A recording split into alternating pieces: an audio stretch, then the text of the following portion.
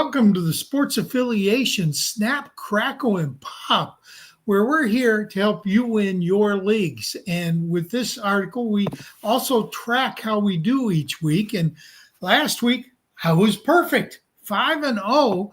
And my good friend Dennis Michelson, Pop, actually halved his losses from the week before. He went 2-3 last week, and we're hoping that he goes 5-0 this week.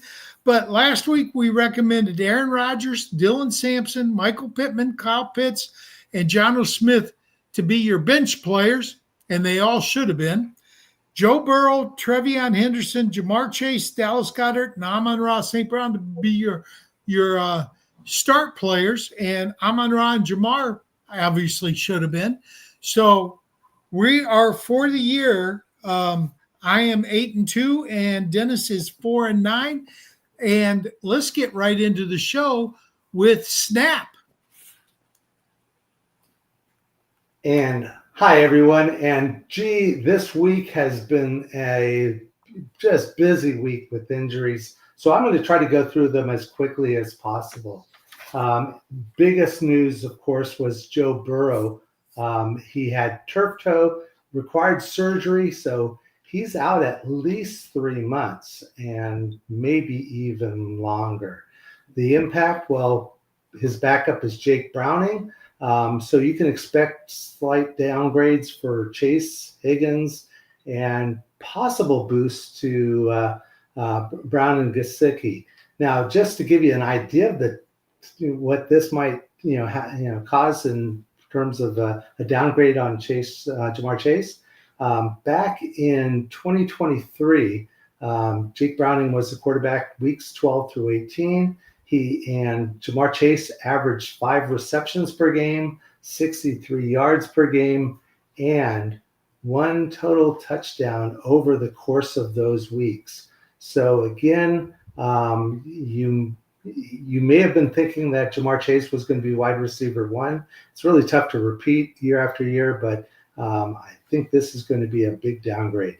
The Bengals also elevated Brett Rypien and signed Sean Clifford and Mike White to the practice squad. So any thoughts that they may bring in another veteran quarterback have been dashed. The next quarterback on the injury list is Justin Fields, the New York Jets quarterback. He had a concussion, so he's in the concussion protocol. Uncertain for week 3. His backup is Tyrod Taylor. He started for the Buffalo Bills back in 2015 and 2017. He had a low 60s completion percentage, 2017 and 14 touchdowns in those 3 years. So I guess you could expect more of a focus on the running game with both Breece Hall and Braylon Allen, and you're definitely going to downgrade Garrett Wilson. After that, the next quarterback is Jaden Daniels for the Washington Commanders. He sprained his knee during the loss to the Packers. His status for the Week 3 game against the Raiders is unclear. The veteran Marcus Mariota is Daniels' backup, but you could guess that's going to be a big downgrade on all the offensive players for the Commanders.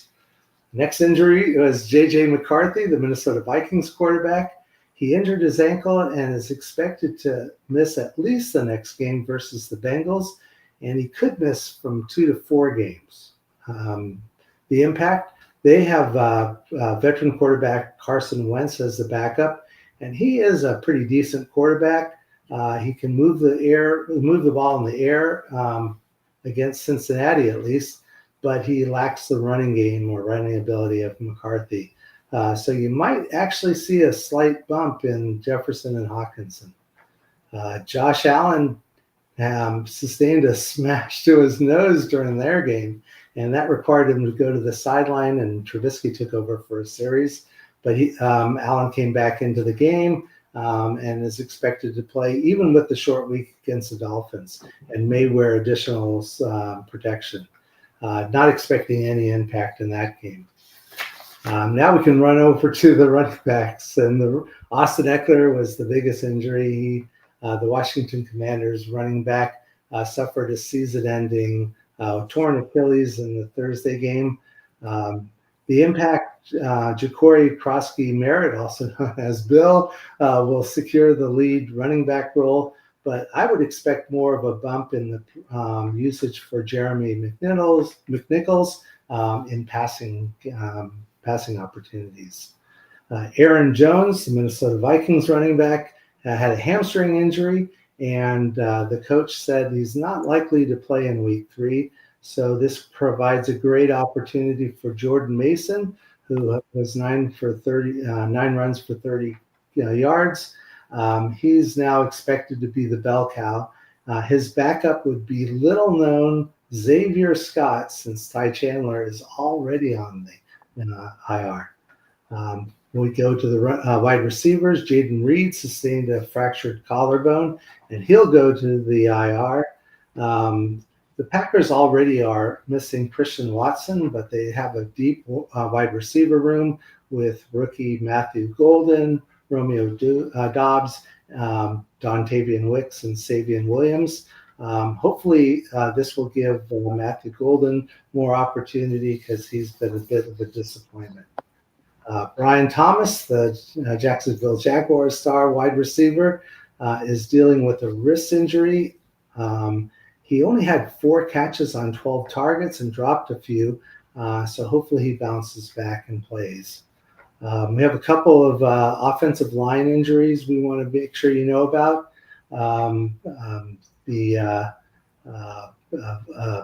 Austin Corbett and Robert Hunt have injuries, and Cooper Beebe, the Cowboys center, is expected to miss 6 to 8 weeks with a high ankle sprain. So you can expect impact to those offenses as well. And lastly, Bears Pro Bowl cornerback Jalen Johnson is out indefinitely with a groin injury, and he's likely to go IR. That's going to obviously help the Dallas Cowboys wide receivers CeeDee Lamb and George Pickens. And that's a pretty long injury report, so I want to go ahead and make sure we get a chance to send this over to Greg and Crackle. Well, welcome to the Crackle segment. I'm going to go quick with mine. Quarterback 12, Jordan Love, is going on the road to Cleveland. And I just got to say, he's going to go up against Myles Garrett, who is a monster. Garrett already has 3.5 sacks this year, and he got 1.5 of those sacks against Lamar Jackson, who's one of the most mobile quarterbacks in the league. Love is not. So he's also going to be missing one of his top receivers in Jaden Reed. At running back, I'm like a broken record here. Running back 17, Dylan Sampson. I told you to sit him last week. I'm telling you to sit him again this week. Yeah, Green Bay is a pretty good defense. You got to give them that. They've been playing really well. They played well against 2 of the better offenses in the league. So and Judkins came back and actually looked pretty darn good. I expect Judkins to get a bigger role, and as he gets a bigger role, Sampson gets a lower role. So I just don't see Sampson's usage being up to snuff this week. At wide receiver, jumping into the top 24 is Hunter Renfrow. He came in at wide receiver 22 for the year because of a monster week 2. I'm just not willing. He's a slot receiver only because Jalen Coker is missing games. He's on IR. So he caught some passes, but he only had 48 yards. If he doesn't get into the end zone twice, he doesn't make the list. And I got to say, I think he might score 15 points, but it's not going to be enough to make him a top 24 receiver this week. At tight end, I hate doing this because this guy is the Swiss Army knife of tight ends. Harold Fannin Jr., he lines up everywhere. He's lined up at quarterback. He's lined up at fullback. He's lined up at running back. He's lined up in the slot. He's lined up out wide, and he's lined up as a tight end.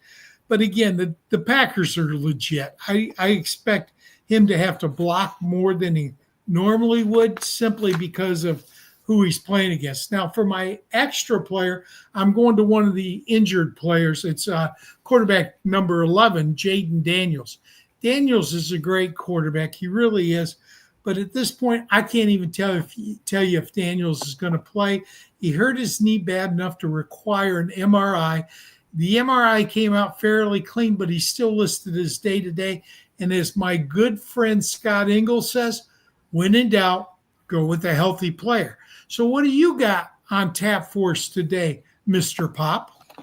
Well, it's a tough week for Pop here, but we're going to give it a try with some sort of picks that I'm lukewarm about, but some that I'm feeling really good about. So when it comes to the quarterback, I'm going with Dak Prescott, Dallas Cowboys, playing against the Bears. The over-under is 50. Now, when you're looking for a bargain player in fantasy football, you always want to lean into the high over-under scores. And an over-under of 50 is nice and juicy. The Bears also gave up 25 and 43 fantasy points to opposing quarterbacks in the first two games of the season. And Dak has 17 quarterback one-level games in his last 26 starts. So he's my pick at quarterback. At running back, it's a guy who got off to a really slow start week one, and that gave me an opportunity to pick him this week. The Detroit Lions play the Baltimore Ravens. The over-under a juicy 51.5. David Montgomery saw the end zone last week, and I expect him to find the end zone again this week. Baltimore defense is not what it used to be. The Ravens have yielded over 100 yards rushing to opposing teams each of the first two games, and they've given up a total of 30 and 23 fantasy football PPR points to opposing running backs in those last two games. And Monty had 10 games last year with 15 or more fantasy football points. At wide receiver, it's a tough situation because his quarterback is a mystery. We don't know how good Carson Wentz is going to look. The over-under just 42.5, but that's more because Vegas is unsure to do with two new quarterbacks taking over as Minnesota faces Cincinnati. But Justin Jefferson's MVP over the last two seasons plus this year at 132. That's third best in fantasy football since the start of the 2023 season. So I'm going with his back class, and this will probably be the only chance I get to pick Justin Jefferson as my pop guy at wide receiver. At tight end, boy, this is another lukewarm pick, but I'll explain the rationale to you. Mark Andrews has gotten off to an awful start. There is no question about that. But Baltimore and Detroit are going to score a lot of points. The over-under, as I mentioned, 51.5. That's nice and juicy. And Andrews had 10 games in double-digit PPR fantasy football points last season after a slow start last year as well. So not loving this Mark Andrews pick. I often like to see a guy show me a little bit more in the way of targets and receptions and a few yards before I go and pick them. But Mark Andrews has that back class that should come through for you this week. My bonus pick, this is another tough one. But it's a tough job being Pop because you're trying to find guys that haven't done much yet. And I am going to pick JCM or Bill or whatever you want to call him. But I'm going to call him a league winner this year or this week. Although Las Vegas defense against the rush is tough, but I'm hoping to get in the end zone with Bill. Eckler is out. There's no question there'll be a split in the backfield of touches between McNichols, Chris Rodriguez, and the guy they call Bill. But give me Bill to find the end zone and to sneak out a nice bonus pick for you. So that's what Pop has for you this week. Well, I want to thank everybody for tuning in. If we're helping you, please like and subscribe to this video. The Sports Affiliation is always looking for new subscribers to our YouTube channel. So please hit that subscribe button and the notification bell so that you know whenever any Sports Affiliation videos come on. Join us next week, same bat time, same bat channel for Snap, Crackle, Pop going into week 4.